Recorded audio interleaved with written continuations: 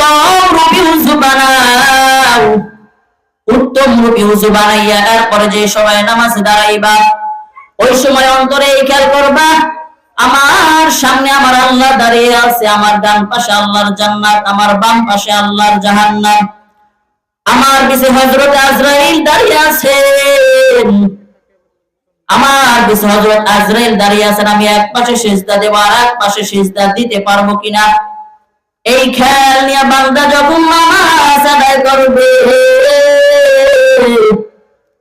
ওইটাই হইবে খুশু খুজুর নামাজ। আর আমার আল্লাহ পছন্দ করে খুশু খুজুর নামাজ। কি পছন্দ করে?